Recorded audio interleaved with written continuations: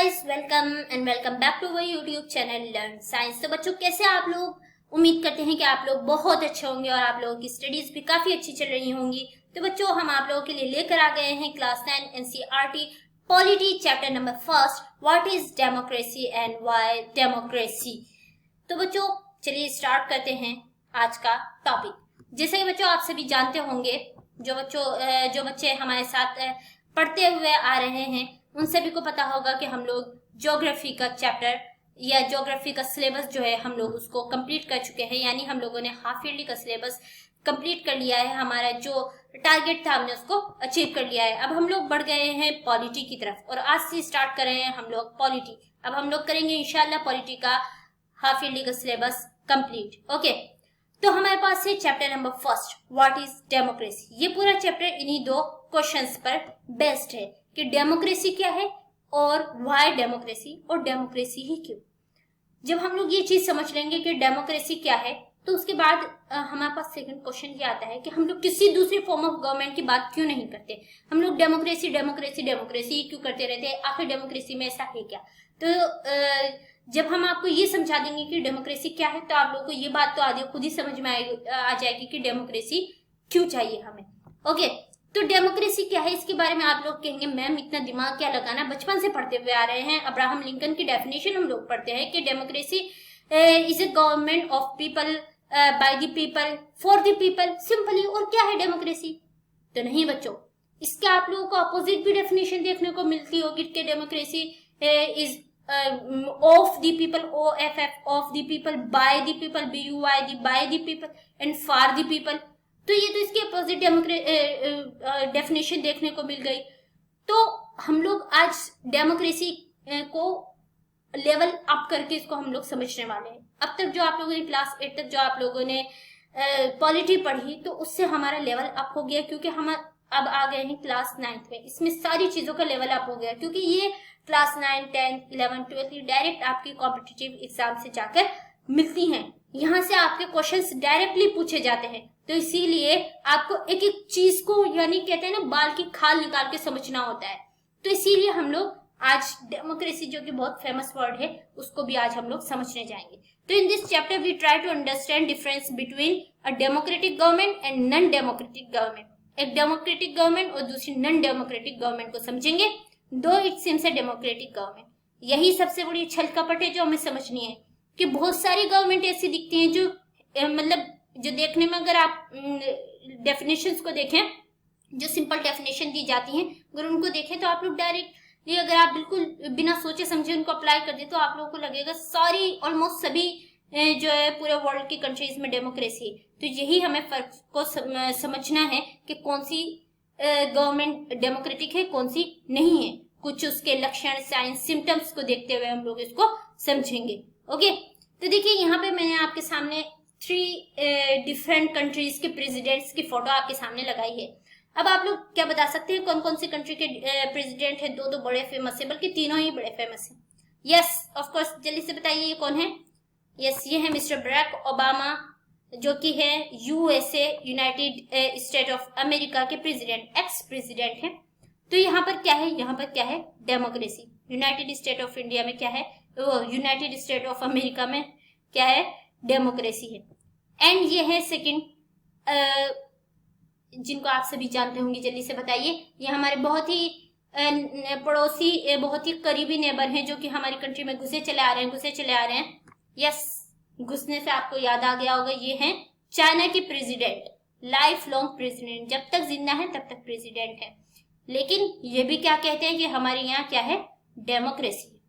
तो यही हमें चीज जाननी है कि क्या गवर्नमेंट के कहने से कि हम डेमोक्रेसी हैं, या उनके ऐसा प्रिटेंड करने से, या उनकी डेमोक्रेसी के जो कुछ एक दो साइन और सिम्टम्स हैं उनको अपना लेने से क्या वो डेमोक्रेटिक हो जाएंगे? यही चीज हमें आज समझनी है।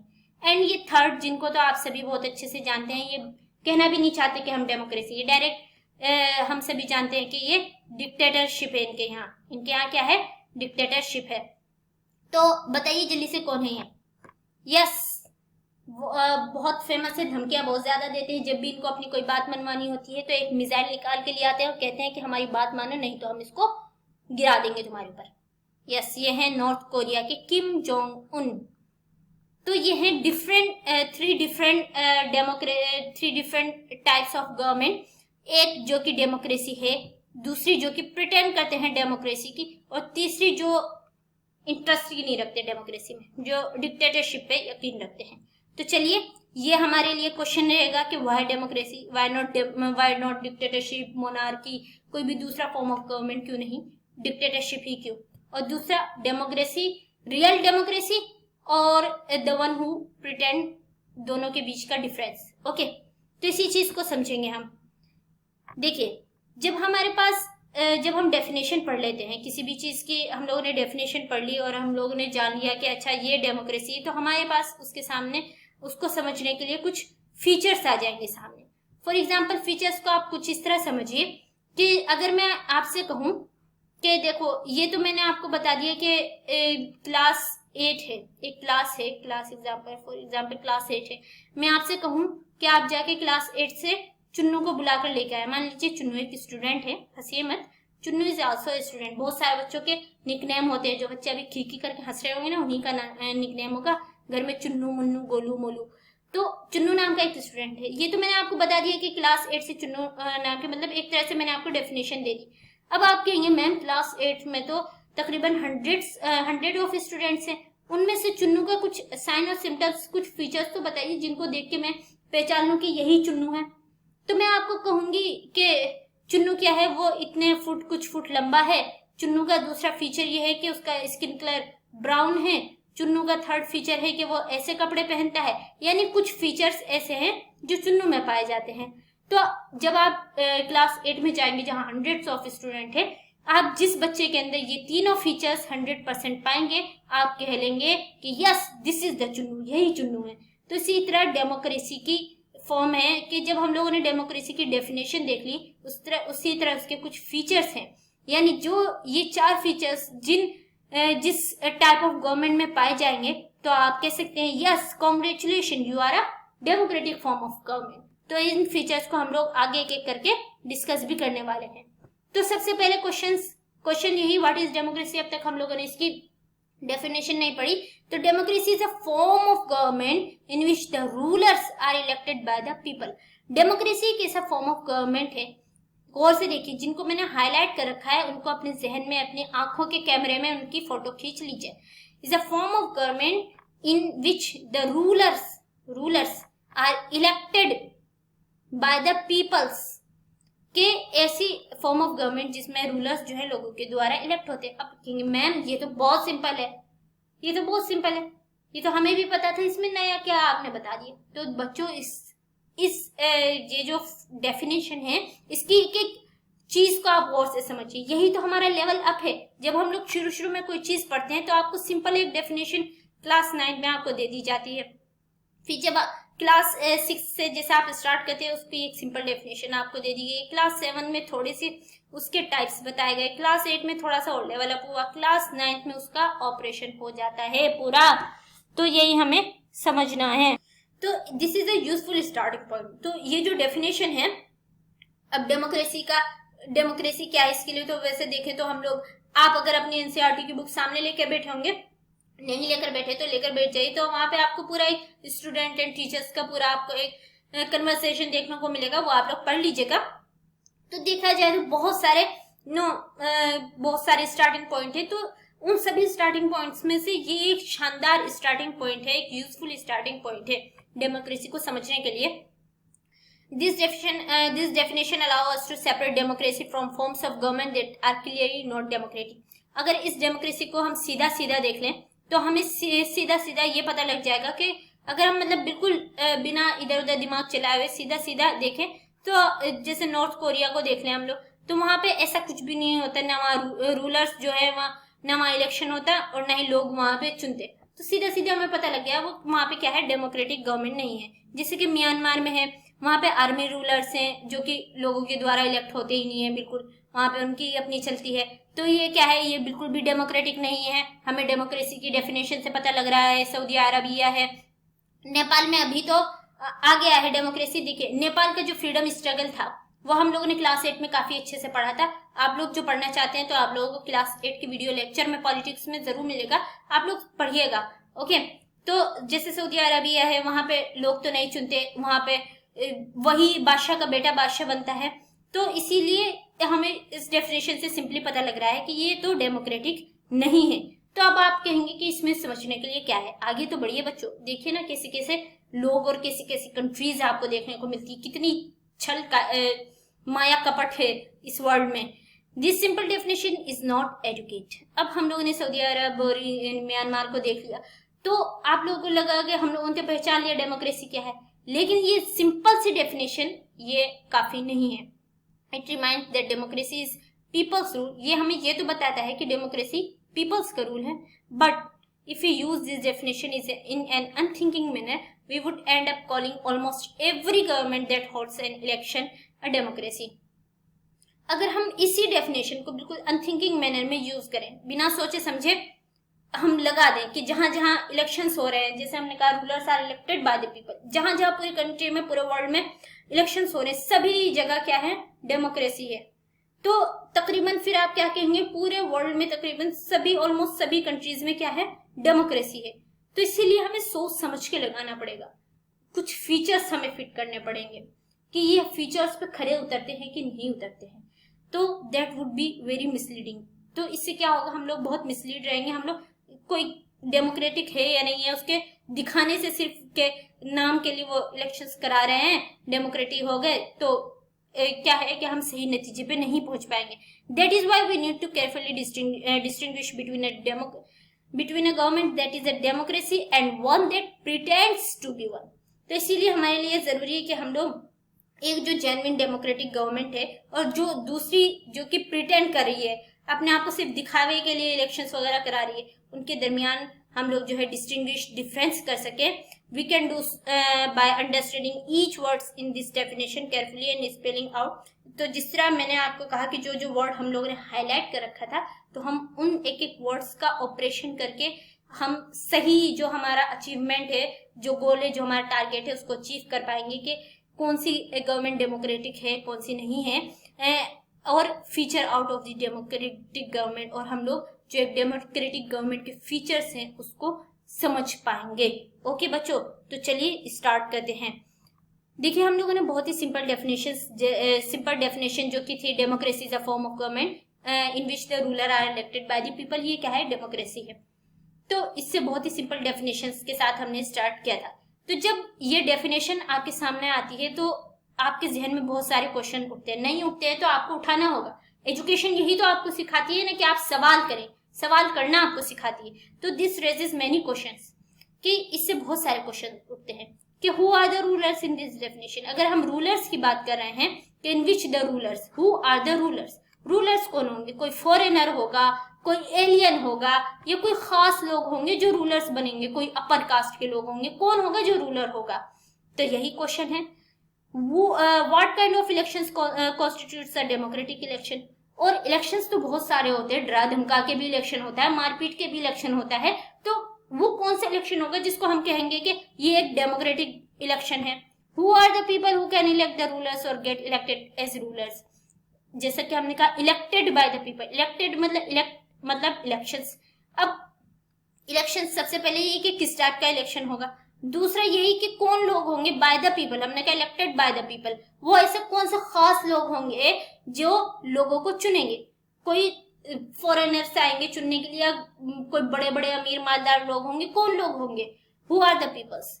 Finally what kind of form of government is democracy. और फाइनली यही क्वेश्चन आया, क्या हमने कहा is a form of government, एक ऐसी फॉर्म ऑफ गवर्नमेंट। तो हमारे पास यही क्वेश्चन आया, कैसी फॉर्म ऑफ गवर्नमेंट, कैसी फॉर्म ऑफ गवर्नमेंट, कौन रूलर्स, कौन पीपल्स, कैसे elections.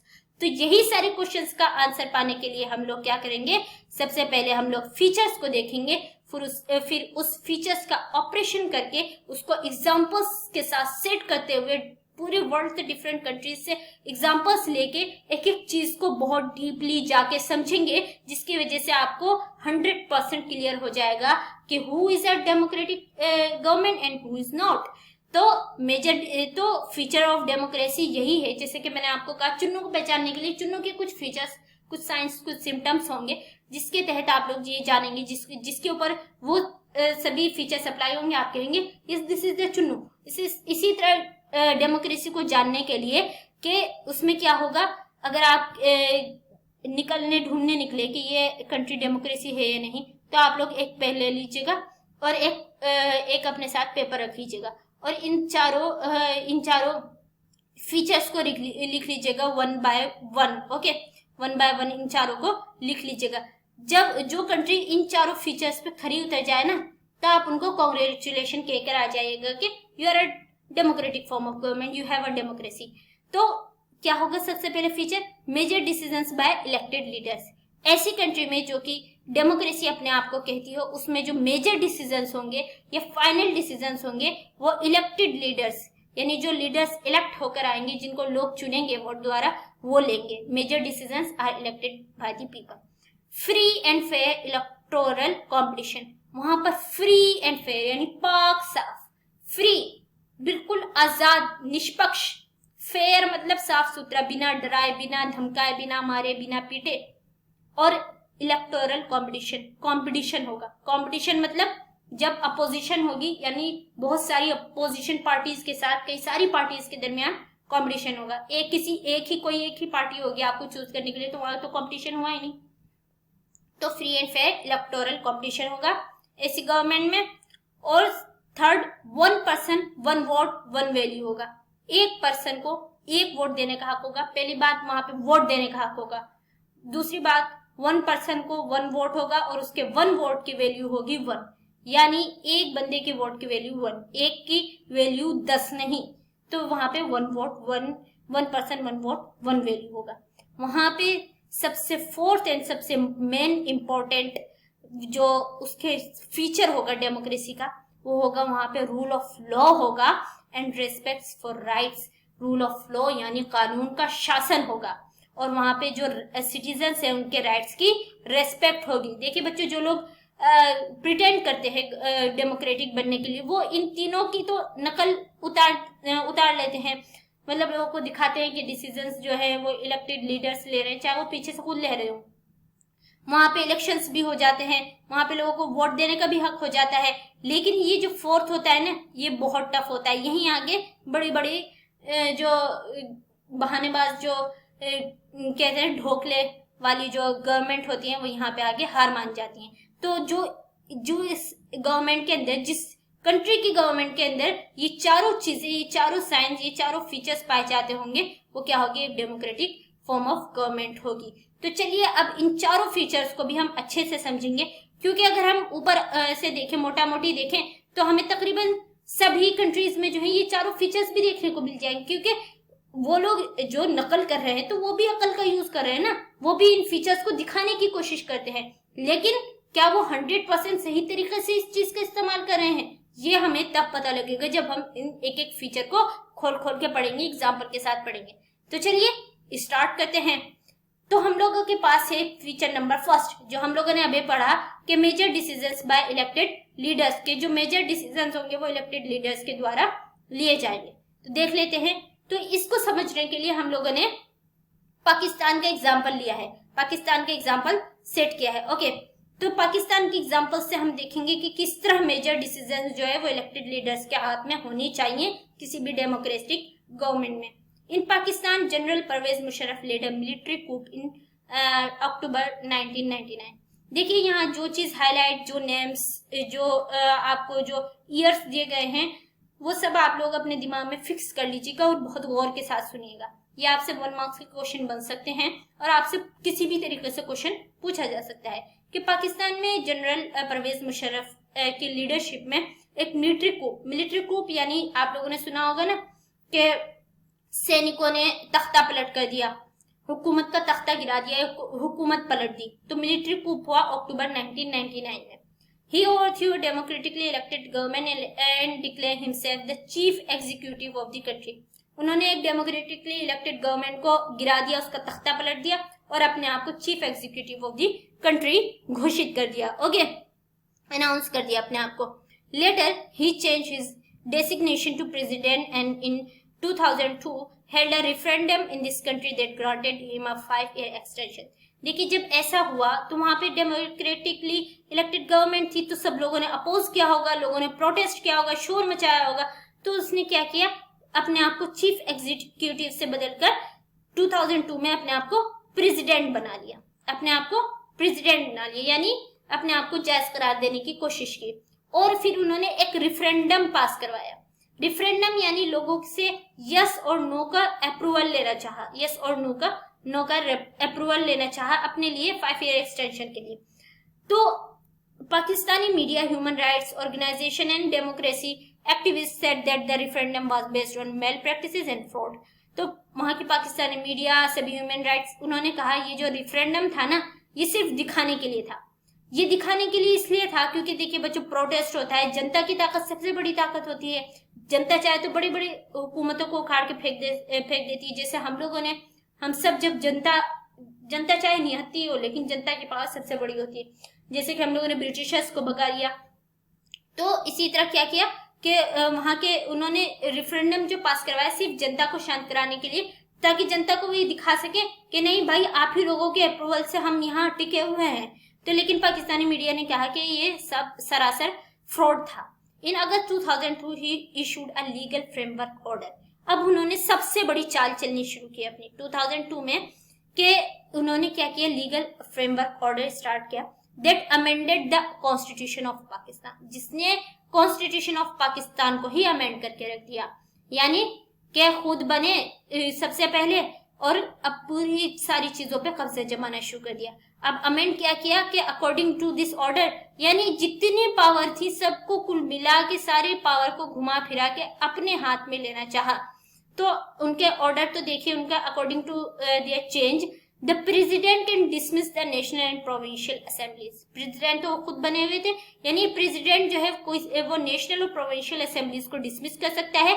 The work of civilian cabinet is supervised by a national security council which is dominated by military officer. और जो सिविलियन कैबिनेट होगा उसका जो वो सुपरवाइज्ड होगा बाय नेशनल सिक्योरिटी काउंसिल, जो कि डोमिनेटेड होगा मिलिट्री ऑफिसर से। यानी कुल मिला के मिलिट्री ऑफिसर के हाथ में सारी पावर होगी। तो ये उन्होंने अपना चेंज किया। ओके, अब ये सारा काम करने के बाद, यानी सारी पावर अपने हाथ में लेने के बाद, after passing this law, elections were held to the national and provincial assemblies. अब सब कुछ समान रूप से होने लगा, जैसा हो रहा था सिंपली सब लोग, सब चीजें वैसी चलने लगी continuously. So Pakistan has had elections, elected representative have some powers but the final power rest with military officers and general Musharraf himself. तो अब पाकिस्तान में इलेक्शंस भी होने लगे, इलेक्टेड रिप्रेजेंटेटिव्स के पास कुछ पावर्स भी थी, लेकिन फाइनल पावर जो है वो मिलिट्री ऑफिसर्स और जनरल मुशर्रफ हिमसेल्फ उनके हाथ में थी। अब क्वेश्चन यही है कि why Pakistan and general Musharraf should not be called a democracy. कि पाकिस्तान, क्योंकि अभी तो हम लोगों ने पढ़ा ना, a democracy is a form of government in which rulers are elected by the peoples, के जहाँ पे रूलर्स जो है वो लोगों के द्वारा चुने जाएंगे। तो जब सब कुछ होने लगा, दोबारा से इलेक्शंस होने लगे, और तो अब पाकिस्तान को हम लोग डेमोक्रेटिक क्यों नहीं कह सकते। वो प्रेसिडेंट बन गए, कुछ लॉज उन्होंने अमेंड कर दिए। तो people may have elected their representative to the national provincial assembly but those elected representatives are not really the rulers, they can not take the final decision. तो बात यही है कि हम लोग जनरल परवेज मुशर्रफ के उनके लीडरशिप में पाकिस्तान को डेमोक्रेसी इसलिए नहीं कह सकते क्योंकि लोगों ने अपने रिप्रेजेंटेटिव्स को चुना, लेकिन वो लोग रियल रिप्रेजेंटेटिव्स नहीं थे, बल्कि वो सिर्फ एक डमी थे, लोगों को दिखाने के लिए, लोगों को सेटिस्फाई करने के लिए कि नहीं भाई इलेक्शंस हो रहे हैं, आपके अप्रूवल से ही हम टिके हुए हैं। क्योंकि फाइनल डिसीजन वो नहीं ले सकते। The power to take final decisions की जो, जैसे कि पहले भी हमने पढ़ा कि जो फाइनल डिसीजन का जो पावर था वो मिलिट्री ऑफिसर्स और जनरल परवेज मुशर्रफ के पास ही था, और जो इलेक्टेड पीपल्स थे वो कोई भी फाइनल डिसीजन नहीं ले सकते। और this happen in many dictatorship and monarchies. और ऐसा जो हम लोग देखते हैं कि बहुत सारी डिक्टेटरशिप मोनार्कीज में होता है कि जो फाइनल डिसीजन होता है वो सिर्फ एक बंदे के हाथ में होता है, जो डिक्टेटर होता है, जैसे कि नॉर्थ कोरिया में है, कोई भी देश का फैसला होगा वो सिर्फ किम जोंग उन ही ले सकता है और कोई नहीं ले सकता। They formally have an elected parliament and government but the real power is with those who are not elected. तो उन्होंने फॉर्मली तो इलेक्शंस भी करवा लिए, यानी डेमोक्रेसी की जो डेफिनेशन है कि rulers are elected by the peoples, तो उन्होंने उसको तो ऊपर से जाहिरी तौर से तो उसको पूरा करने की कोशिश की, कि उसमें जो है उनके पास पार्लियामेंट भी थी, लेकिन रियल पावर जो थी वो जो इलेक्टेड रिप्रेजेंटेटिव्स थे उनके हाथ में नहीं थी। और डेमोक्रेसी का फर्स्ट फीचर ही यही है कि major decisions by elected leaders. तो इससे हमें क्या समझ में आता है पाकिस्तान की एग्जांपल से कि this give us the first feature, कि ये हमें फर्स्ट फीचर समझाता है, फर्स्ट फीचर ये हमें देता है डेमोक्रेसी का, कि in a democracy the final decision making power must rest with those elected by the people. के डेमोक्रेसी में जो फाइनल डिसीजन होगा यानी आखिरी जो फैसला होगा, जिस फैसले के बाद कानून बनेंगे, ये जिस फैसले के बाद कानून खत्म हो जाएंगे, वो फैसला किसके हाथ में होगा? इलेक्टेड पीपल के हाथ में होगा, जिसको लोगों ने चुनकर भेजा है, ना कि वो जो लोगों द्वारा चुने ही नहीं गए हैं। तो this give us the first feature. तो किसी भी कंट्री, जो भी कंट्री को आप देख रहे हैं, अगर उसके अंदर ये खासियत पाई जाए तो आप फर्स्ट नंबर पे टिक लगा दीजिएगा। ओके, तो अब हम चलते हैं सेकंड की तरफ।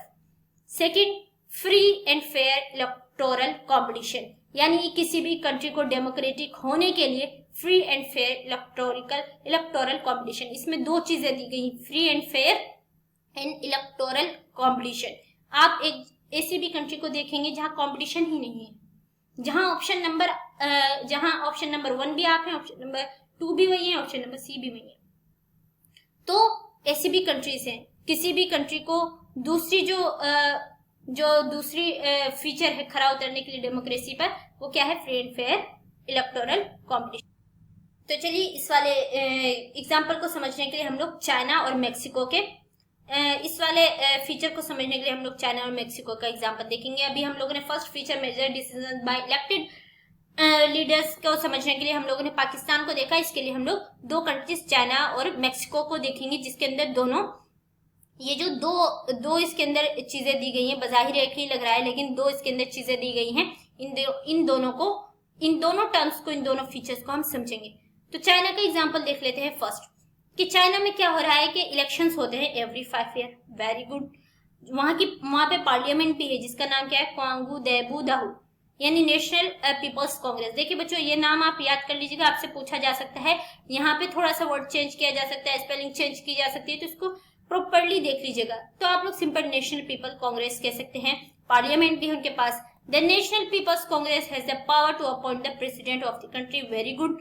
कि वहां की जो नेशनल पीपल कांग्रेस है, यानी वहां के पार्लियामेंट जो है वो प्रेसिडेंट ऑफ द कंट्री को अपॉइंट करती है। आप कहेंगे वेरी गुड, ये तो मतलब सभी फीचर्स है, ये हमारी कंट्री में भी ऐसा होता है, हमारी कंट्री एक डेमोक्रेटिक कंट्री है, तो गलत क्या है इसमें? Why China is not a democratic government? तो बच्चों देखते जाइए, सबर रखिए। Nearly 3000 members elected all over the China, और तकरीबन 3000 मेंबर्स जो है पूरे चाइना से चुनकर आते हैं। लेकिन उसके बावजूद भी, ये सारे फीचर्स होने के बावजूद भी, चाइना एक डेमोक्रेटिक गवर्नमेंट क्यों नहीं है? तो before contesting elections a candidate needs the approval of the Chinese communist party. देखा बच्चों आपने इनकी छल कपट, कि किसी भी, अगर कोई भी इंसान, कोई भी बंदा अगर वहां का चाइनीज वहां पे इलेक्शंस में पार्टिसिपेट करना चाहता है, तो उसके लिए जरूरी है कि वो चाइनीज कम्युनिस्ट पार्टी का अप्रूवल लेकर आए कैंडिडेट बनने से पहले। Only those who are the member of Chinese communist party और 8 smaller parties allied to it were allowed to contest election held in 2002 to 2003। सिर्फ वही लोग जो चाइनीज कम्युनिस्ट पार्टी और जो उसके 8 स्मॉलर अलाइड पार्टीज हैं, उनके मेंबर से सिर्फ वही लोग इलेक्शन में वो लोग जीत सकते हैं या हिस्सा ले सकते हैं इलेक्शन में वो लोग। The government is always form by communist party, और गवर्नमेंट जो है हमेशा कम्युनिस्ट पार्टी की ही बनती है। अब आप कहेंगे ये क्या बात हुई भाई, यहाँ पे तो जब ऑप्शन इन, तो इलेक्शन ही क्यों करवाना? तो बच्चों they pretend to be democratic, यही तो हमें पहचानना है। ये वर्ल्ड को दिखाना चाहते हैं कि हम डेमोक्रेटिक हैं, क्योंकि ये और हमने जब इनकी जांच पड़ताल की तो हमें पता लग रहा है कि डेमोक्रेटिक नहीं है, क्योंकि यहाँ ऑप्शन ही नहीं, यहाँ इलेक्टोरल कॉम्पिटिशन ही नहीं है। यहाँ option number 1 communist party, option number B communist party, option number C communist party. तो यहाँ कंपटीशन तो है ही नहीं, यहाँ अपोजिशन ही नहीं है। ये सिर्फ वर्ल्ड को दिखाने के लिए ये सारी चीजें करते हैं कि हम इलेक्शन भी करा रहे हैं, हमारे पास पार्लियामेंट भी है जो कि प्रेसिडेंट चुनती है, पूरे चाइना से 3000 के करीब लोग चुनकर आ रहे हैं। तो ये वर्ल्ड को दिखाना चाहते हैं, क्योंकि वर्ल्ड में प्रोटेस्ट होता रहता है ना कि डेमोक्रेसी होनी चाहिए, ह्यूमन राइट्स, जो उसके एक्टिविस्ट है वो लोग प्रोटेस्ट करते रहते हैं कि सभी इंसानों को चुनने का, आजादी का हक होना चाहिए, उनको अपने एक्सप्रेशन को एक्सप्रेस करने का उनको राइट होना चाहिए। तो इस वजह से वर्ल्ड को दिखाने की कोशिश करते हैं। और वहां पे लेकिन हकीकत क्या है कि सिर्फ वही बंदा जो है वहां पे इलेक्शन लड़ सकता है जो कि कम्युनिस्ट पार्टी का मेंबर हो, कैंडिडेट हो। यानी ऑप्शन नंबर ए भी कम्युनिस्ट पार्टी, बी भी कम्युनिस्ट पार्टी, सी भी कम्युनिस्ट पार्टी, डी भी कम्युनिस्ट पार्टी, ई भी कम्युनिस्ट पार्टी। आप चाहे तो किसी को भी वोट दे सकते हैं। तो ये इनका ये है पूरा, देखिए आप, ये कम्युनिस्ट पार्टी का इनका सिंबल है।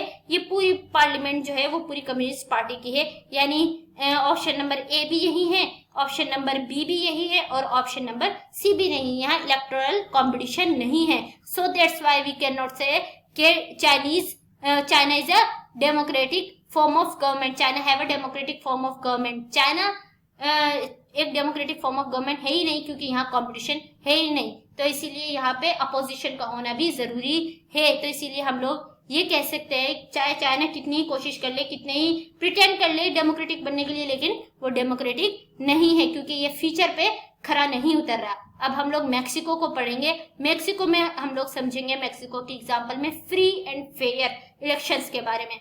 Since it's independent 1930, Mexico hold election every 6 year. देखिए इसको नोटिस कर लीजिएगा, ये 1930 के मैक्सिको में इलेक्शन हर 6 साल के बाद होते हैं। जब से उन्होंने 1930 में वो इंडिपेंडेंट हुआ है और अपने प्रेसिडेंट को चुनते हैं। The country has never been under military और डिक्टेटर्स रूल। मतलब कंट्री जो है कभी मिलिट्री और डिक्टेटर रूल में रही नहीं। तो क्यों कंट्री एक डेमोक्रेटिक गवर्नमेंट नहीं, क्यों नहीं है? तो लेकिन 2000 but until 2000 every election was won by a party called PRI। कि 2000 से सिर्फ एक ही पार्टी वहां जीतती आ रही है जिसका नाम है PRI, इंस्टीट्यूशनल रिवोल्यूशनरी पार्टी। देखिए जो फुल फॉर्म में थोड़ी सी उलट पलट है, लेकिन आप PRI कह सकते हैं। तो आपसे देखिए पूछा भी जा सकता है, थोड़ी सी ट्रिकी पूछा भी जा सकता है। तो वहां पे जो 2000 से बस एक ही पार्टी जिसका नाम PRI है वो जीतती हुई आ रही। Opposition party did contest election but never manage to win. अब चाइना की तरह नहीं है, ऐसा नहीं है कि चाइना में सिर्फ ऑप्शन नंबर ए भी कम्युनिस्ट, बी भी कम्युनिस्ट, सी भी कम्युनिस्ट। नहीं, यहाँ पे अपोजिशन पार्टीज भी हैं, लेकिन वो कभी जीत नहीं पाती। अब आप कहेंगे कि अपोजिशन पार्टी की हरकतें ठीक नहीं होंगी या PRI पार्टी इतने अच्छे काम करती होगी कि वो हमेशा जीतती है, वो पॉपुलर होगी। लेकिन बच्चों नहीं, राज जानिए एक डेमोक्रेटिक गवर्नमेंट को देखने के लिए, समझने के लिए कि वो उसके फीचर्स पर खरा उतरते हैं कि नहीं, हमें क्या जरूरी है कि हम किसी भी पार्टी के before election and after election दोनों एक्टिविटीज को चेक करें। तो अब आप जरा PRI की एक्टिविटी को चेक करिए कि वो बिफोर इलेक्शन क्या करती है। The PRI was known to use many dirty tricks to win elections, कि बहुत डर्टी ट्रिक्स यूज करती है। टीचर्स ऑफ गवर्नमेंट स्कूल, मतलब वो जो गवर्नमेंटल स्कूल, जो उनके स्कूल है वहां के टीचर्स जो है वो पेरेंट्स को प्रेशराइज करते हैं कि वो PRI को वोट करें। Media largely ignore the activities of opposition political party except to criticise them. Media जो है, मतलब जो अपोजिशन पार्टी जो भी कोई अच्छे काम करी है उनको बिल्कुल इग्नोर करती, दिखाती ही नहीं है कुछ, सिर्फ उनको क्रिटिसाइज करने के लिए दिखाती है कुछ। Sometime the polling booth were shifted from one place to another the last minute. और क्या होता है कि जैसे अभी वोटिंग स्टार्ट होने वाली, बिल्कुल लास्ट मिनट पे पोलिंग बूथ चेंज कर देते हैं, जिसकी वजह से क्या होता है, हजारों लोग तो वोट ही नहीं दे पाते। तो PRI स्पेंड, और साथ ही ये सारी चीज करने के लिए, मीडिया को कंट्रोल में करने के लिए, लोगों को प्रेशर बनाने के लिए, और इस तरह से जो इलेक्शन कमिश्नर है उनसे डील करने के लिए हजारों करोड़ों रुपए, लार्ज सम ऑफ मनी जो है वो खर्च करती है इलेक्शंस पर। तो यहाँ पे क्या देखने को मिल रहा है, यहाँ पे फ्री एंड फेयर इलेक्शन है ही नहीं, दबाव बनाया जा रहा है। आजाद तो इलेक्शन है ही नहीं, फेयर भी बिल्कुल नहीं है, डर्टी ट्रिक्स यूज की जा रही हैं। तो हमें चाइना और मेक्सिको के एग्जाम्पल से देखने को मिला कि फ्री एंड फेयर और इलेक्टोरल कंपटीशन जहां होगा उसी कंट्री को आप डेमोक्रेटिक फॉर्म ऑफ कंट्री कह सकते हैं। चाइना में ऑप्शन ही नहीं है, मेक्सिको में फ्री एंड फेयर इलेक्शन नहीं हो रहे। तो इससे हमें क्या देखने को मिल रहा है कि इससे हमें सेकंड फीचर ऑफ डेमोक्रेसी समझने को मिल रही है कि a democracy must be based on a free and fair election where those currently in power have a fair chance of losing.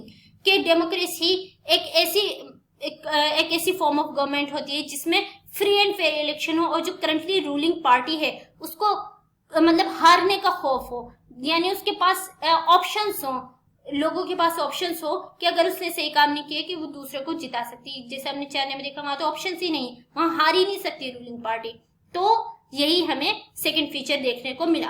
Hope so कि आप लोगों को सेकंड फीचर समझ में आया होगा। First, major decision by elected leaders. Second हम लोगों ने क्या देखा? Free and fair and electoral competition हमें देखने को मिला। तो जहां ये दोनों चीजें होंगी वो क्या होगा, वो उस कंट्री के आगे आप टिक लगा दीजिएगा कि वो एक डेमोक्रेटिक कंट्री है। और चाइना जो कि प्रिटेंड करता है, अपने आप को डेमोक्रेटिक दिखाता है, तो हमें उसकी जांच पड़ताल करने पे पता चला कि वो डेमोक्रेटिक नहीं है। अब थर्ड फीचर है जो कि है 1 पर्सन 1 वोट 1 वैल्यू। ये है डेमोक्रेसी गवर्नमेंट होने का, डेमोक्रेटिक गवर्नमेंट होने का थर्ड फीचर। यानी ऐसी कंट्री जहां पे सबसे फर्स्टली लोगों को वोट देने का हक हो और एक पर्सन, एक बंदे का वोट, एक बंदा उसका एक वोट और उसके एक वोट की एक वैल्यू। यानी एक वोट मतलब एक ही वोट, एक वोट मतलब 10 या 20 वोट्स नहीं। ओके, तो अब इस चीज को हम समझते हैं। There are many instances of denial of equal right to vote. सबसे पहली बात यह है कि बहुत सारी कंट्रीज में जो है क्या है, राइट टू वोट ही नहीं है।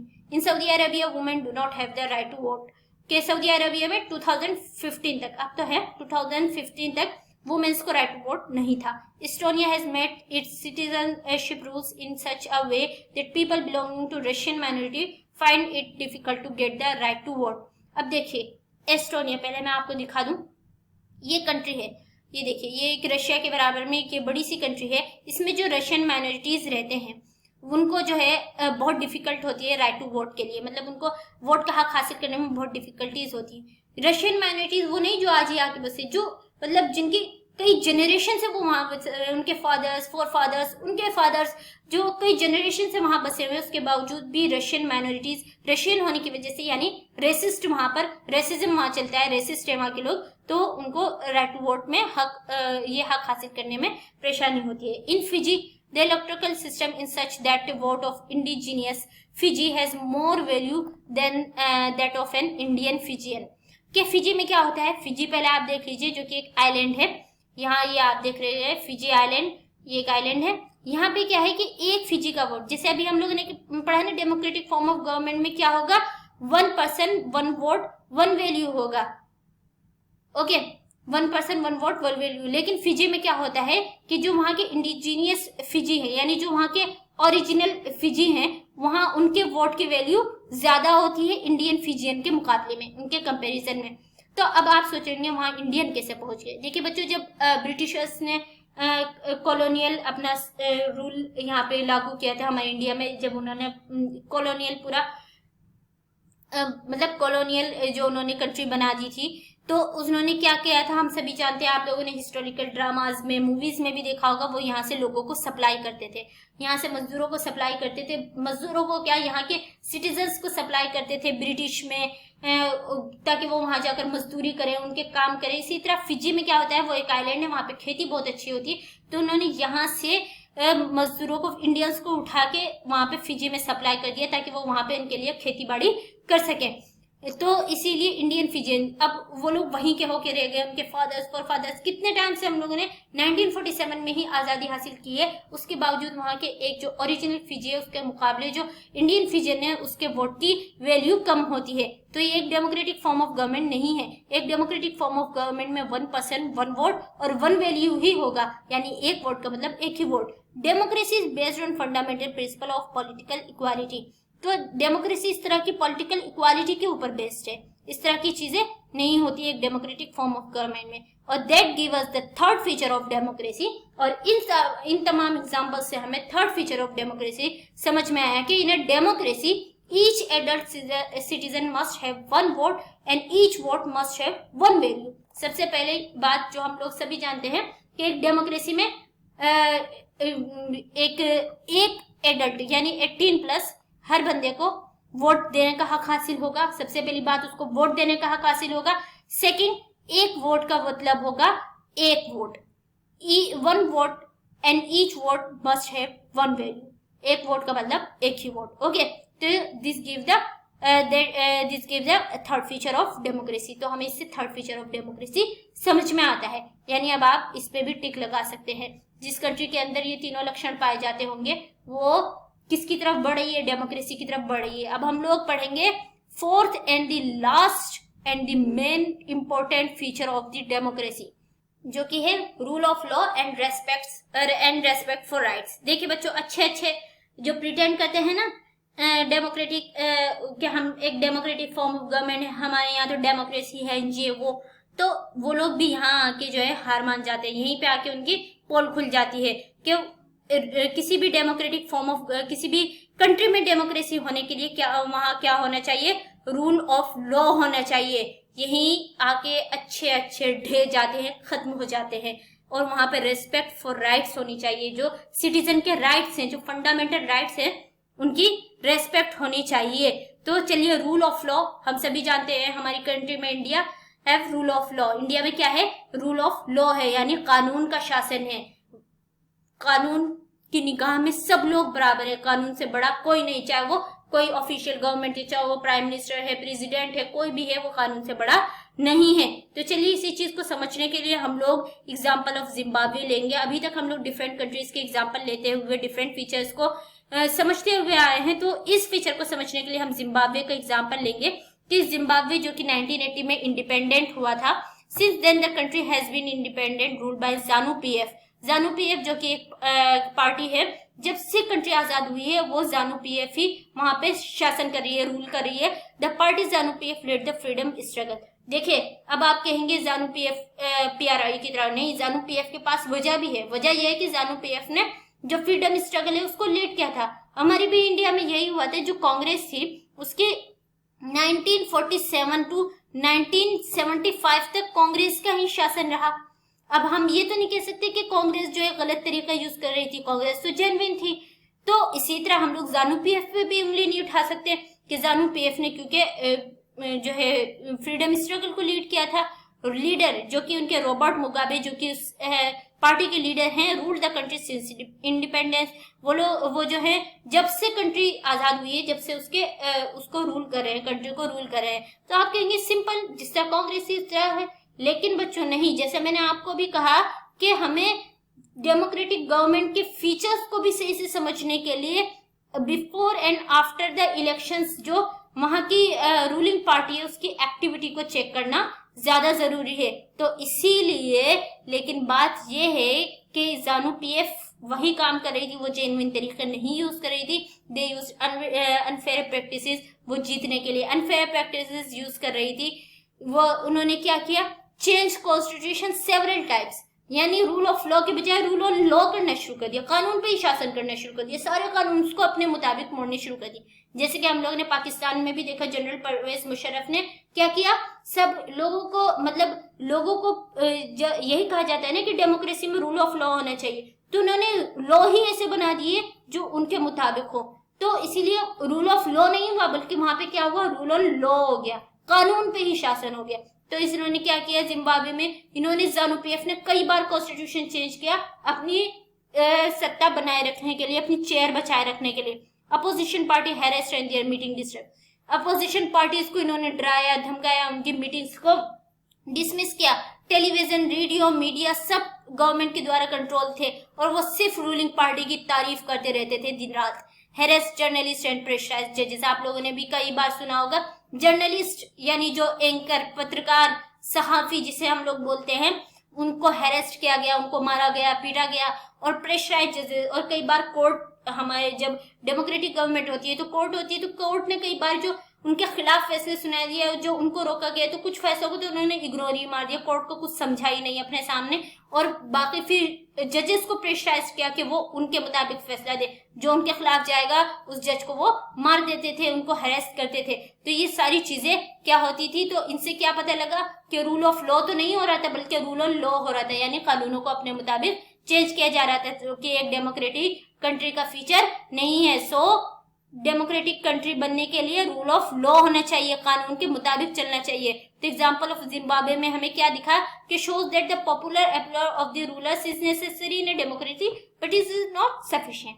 कि जो मतलब जो पॉपुलर अप्रूवल है वो रूलर्स के लिए जरूरी तो है। जानू पीएफ पॉपुलर थे क्योंकि उन्होंने फ्रीडम स्ट्रगल को लीड किया था, लोग उनके ऊपर भरोसा कर रहे थे, लेकिन इट इज नॉट सफिशिएंट। लेकिन ये काफी नहीं है, मतलब सिर्फ सोशल अप्रूवल होना जरूरी नहीं है। Popular government can be undemocratic. Popular government किसी वजह से आपको मतलब आपको फेम मिली, आप पॉपुलर हुए तो, लेकिन क्या है कि हमें हमेशा उनको चेक करते रहना है कि इसीलिए हर 5 साल पे इलेक्शन होते हैं ना, कि हमें चेक करते रहना है 5 साल पे कि वो उनको हारने का भी डर होता है कि लोग अगर हम सही काम नहीं करेंगे तो हम हार जाएंगे। लेकिन पॉपुलर गवर्नमेंट जो है वो अनडेमोक्रेटिक भी हो सकती हैं, वो अपनी जो फेम उसका गलत इस्तेमाल भी कर सकती हैं। Popular leaders can be autocratic. If we wish to assess a democracy, it is important to look all the elections, but it is equally important to look before and after the elections। जैसे कि मैंने आपको शुरू से कहती हुई है कि अगर हम सही मानों में डेमोक्रेसी को जानना चाहते हैं ना, कि हमारे लिए जरूरी है कि सबसे पहले तो हम इलेक्शंस को देखें कि इलेक्शंस किस तरीके से हो रहे हैं, और साथ ही इक्वली इम्पोर्टेंट है कि हम बिफोर द इलेक्शन और आफ्टर द इलेक्शन जो पार्टीज हैं उनकी एक्टिविटी को चेक करें कि वो लोग किस तरह से इलेक्शन करा रही हैं, फ्री एंड फेयर इलेक्शंस हो रहे हैं कि नहीं हो रहे हैं। तो इसीलिए जरूरी है कि रूल ऑफ लॉ होना जरूरी है, कि ऐसा ना हो कि जीतने के बाद जो है वो जो दिल चाहे वो करते रहें, कानूनों को चेंज करते रहें, ये करते रहे वो करते रहे। नहीं, रूल ऑफ लॉ होने चाहिए, किसी सर्टेन बेसिक जो वहां की कॉन्स्टिट्यूशन है, जो एक डेमोक्रेसी का बेसिक रूल है। यानी एक डेमोक्रेसी, एक सेकुलर, जो कंट्री सेकुलर है वही डेमोक्रेटिक हो सकती है। एक डेमोक्रेसी में किसी रिलीजियन, किसी पार्टी या किसी पर्टिकुलर इंसान का डोमिनेशन नहीं होता, बल्कि वहां पे सबको बराबर से देखा जाता है। ऑल आर इक्वल होते हैं। कानून की एक कानून होता है पर्टिकुलर, उसकी निगाह में सब लोग बराबर होते हैं। तो यही होती है डेमोक्रेसी। तो ये बेसिक रूल है जिसके मुताबिक चलना जरूरी है। ओके, तो जो लोग इसके मुताबिक नहीं चलते वो क्या है, वो डेमोक्रेटिक नहीं है। Everyone should be equal in the eyes of law. अब हम लोग जो रेस्पेक्ट ऑफ सिटीजन है उसको भी थोड़ा सा देख लेते हैं। These rights must be protected by an independent judiciary whose orders are obeyed by everyone. तो सिटीजन राइट्स के लिए सबसे पहले क्या जरूरी होगा कि सभी लोग जो है वो कानून के निगाह में बराबर होने चाहिए, चाहे वो अमीर हो, गरीब हो, गोरा हो, काला हो, कहीं से भी ताल्लुक रखता हो, किसी भी मजहब का हो, सब कानून के निगाह में बराबर होंगे। और ये जो राइट्स है ना, फंडामेंटल राइट्स, जो कानून के, जो सिटीजन्स के राइट हैं, ये इंडिपेंडेंट जुडिशरी जो है इनकी प्रोटेक्शन करती हो। जैसे हमारे यहाँ सुप्रीम कोर्ट है, हमारे अगर किसी के भी लॉज का वायलेशन होता है तो डायरेक्ट जो है जुडिशरी वो जा सकता है। और जुडिशरी ऐसी इंडिपेंडेंट जुडिशरी जिसके फैसले को मानना सबका जरूरी हो, सब पर फर्ज हो, चाहे वो प्रेसिडेंट हो, प्राइम मिनिस्टर हो। हमारे पास जैसे कि सुप्रीम कोर्ट है, उसके फैसले को मानना उसके नीचे की सभी कोर्ट्स के लिए, पूरी इंडिया के लिए मस्ट है। Okay, a democratic government cannot do whatever it likes simply because it has won an election. It has to respect some basic rules. अच्छा, एक डेमोक्रेटिक गवर्नमेंट, इसका मतलब ये नहीं कि वो जीत गई है तो वो कुछ भी करती रहेगी। उसको एक बेसिक रूल, जो एक डेमोक्रेसी का फॉर्म है ना, कि इसमें किसी के साथ भेदभाव नहीं होगा, इलेक्शंस होंगे, लोगों को चुनने का हक होगा, लोगों के राइट्स होंगे, उनका रेस्पेक्ट होगा। इस बेसिक रूल के तहत उसको चलना होता है। In particular, it has to respect some guarantees to the minorities. Every major decision has to go through a series of consultation. और साथ ही पर्टिकुलरली अगर हम देखें तो उसमें जो माइनॉरिटीज होते हैं उनके राइट्स को, उनको गारंटीज देना कि उनके साथ उनके राइट्स का वायलेशन नहीं होगा। और साथ ही जो मेजर डिसीजन है उसका एक पूरा प्रोसेस के तहत चलना, ना कि कोई इंसान बैठे बैठे फैसले लिए जा रहा है। जैसे हमारे यहाँ होता है, कोई भी कानून बनने की मांग उठती है तो पहले लोगों के दरमियान उसकी मांग उठती है, जब ज्यादा मांग उठती है तो फिर वो पार्लियामेंट में पेश किया जाए, लोकसभा में पेश किया जाता है। लोकसभा यानी लोगों की सभा, जिसमें लोगों द्वारा लोग चुनकर आते हैं। वहां से फिर जब वो वहां से पास होता है 2/3 मेजोरिटी के साथ, वो फिर राज्यसभा में जाता है, वहां से पास हो जाता है, तो फिर वो प्रेसिडेंट के पास जाता है अप्रूवल के लिए। तो इस तरह कोई भी कानून बनता है। अगर उसमें कोई गलती भी निकाले तो वो जुडिशियल रिव्यू के लिए जाता है। अगर वो सही होता है कानून, वो कॉन्स्टिट्यूशन के अकॉर्डिंग होता है, तो कोर्ट उसको पास करती है, अदरवाइज कोर्ट उसमें कुछ चेंजिंग या फिर उसको खत्म भी कर सकती है। तो इस तरह पूरा एक मेजर इलेक्शन कोई भी डिसीजन लिया जाता है किसी भी डेमोक्रेटिक कंट्री में। तो ये था क्या, फोर्थ हमारा डेमोक्रेसी का feature, democratic form of government का फीचर, कि a democratic government rules within limits set by constitutional law and citizens right and respect citizen right. कि एक डेमोक्रेटिक गवर्नमेंट जो है वो लिमिट में काम करती है। मतलब ये वो जीत गई तो इसका मतलब ये नहीं कि वो डिक्टेटरशिप या मोनार्की की तरह अनलिमिटेड जो कर रही है कोई उसको पूछने वाला नहीं होगा, नहीं, बल्कि जो कॉन्स्टिट्यूशनल लॉ है, जो डेमोक्रेसी की जो एक सिंपल और बेसिक जो डेफिनेशन है उसके तहत काम करती है, और उसमें सिटीजन्स के राइट्स की रेस्पेक्ट की जाती है। और यही है क्या, डेमोक्रेटिक गवर्नमेंट का fourth and last and the सबसे इम्पोर्टेंट फीचर। तो ये चारों फीचर थे बच्चों। जिस गवर्नमेंट के अंदर आपको ये चारों फीचर देखने को मिल जाए ना, आप इन चारों के आगे टिक लगा दीजिए और उनको कांग्रेट्स कह दीजिए कि yes, you have a democracy, you are a democratic form of government. Okay, तो यही था। होप सो कि आप लोगों को समझ में आया होगा कि किसी भी डेमोक्रेटिक गवर्नमेंट के लिए सबसे पहले जो हमारे पास सिंपल डेफिनेशन है, उस सिंपल डेफिनेशन की हमें ऑपरेशन करना है, एक एक वर्ड को समझना है, उसके फीचर्स देखने हैं कि जो मेजर इलेक्शंस होंगे, वो मेजर डिसीजंस होंगे, वो किसके द्वारा लिए जाएंगे, इलेक्टेड पीपल्स के द्वारा लिए जाएंगे। Free and fair electoral competition होगा, वहां पे 1 पर्सन 1 वोट 1 वैल्यू होगा, रूल ऑफ लॉ होगा, एंड सिटीजन्स के राइट्स की रेस्पेक्ट होगी। तो ये 4 फीचर्स हैं, और इनको भी हमें 100% देखना है कि इन पे भी ये जेन्युइन उतर रहे हैं कि नहीं उतर रहे हैं। तो इस तरह हम लोग अंदाजा लगा पाएंगे या फिर डिसीजन पे पहुंच पाएंगे कि कौन सी कंट्री डेमोक्रेटिक है या नहीं है। वरना अगर हम ऐसे सिंपली डेफिनेशन को देखेंगे तो इस हिसाब से तो तकरीबन सभी कंट्रीज जो है, आपको ऑलमोस्ट सभी कंट्रीज वर्ल्ड की डेमोक्रेटिक देखने को मिल जाएंगी। तो इसी के साथ हमारा कंप्लीट हो गया ये वाला ये वाला जो हमारा टॉपिक था, व्हाट इज डेमोक्रेसी। अब नेक्स्ट हम लोग पढ़ेंगे व्हाई डेमोक्रेसी, डेमोक्रेसी ही क्यों, लोगों के अंदर इतनी डेमोक्रेसी की ही मांग क्यों है, कोई और लोग डिक्टेटरशिप मोनार्की इनको पसंद क्यों नहीं करते। तो चलिए बच्चों, आज के लिए बस इतना ही। आप लोगों को उम्मीद करती हूँ कि अच्छे से समझ में आया होगा। नहीं अच्छे से समझ में आया तो वीडियो को बैक करके देखिए, पॉज कीजिए, थोड़ा सा शांत होकर दिमाग लगाइए, बुक को जरूर पढ़िए, एनसीईआरटी को जरूर पढ़िए। इसमें हम लोगों ने आपके ये मेन टॉपिक्स निकाल के रख दिए। अगर हम लाइन टू लाइन पढ़ने बैठ जाएं तो बहुत ज्यादा, एक तो टाइम वेस्ट भी होगा और बहुत टाइम भी लग जाएगा। ओके, तो चलिए इसी बात पर आप लोग वीडियो को लाइक कीजिएगा। बिना लाइक कीजिए आप लोग लाइक किए बिल्कुल मत जाइएगा, और साथ ही अगर चैनल पर न्यू हैं तो चैनल को जरूर सब्सक्राइब कीजिए। मिलते हैं अगली वीडियो में। और हाँ, अगर आपके जो फ्रेंड्स हैं उनको अभी तक लर्न साइंस के बारे में नहीं पता तो उनको जरूर बताइए। तो मिलते हैं अगली वीडियो में, जो कि होगी व्हाई डेमोक्रेसी, डेमोक्रेसी ही क्यों। तो तब तक के लिए बच्चों पढ़ते रहिए। Good bye.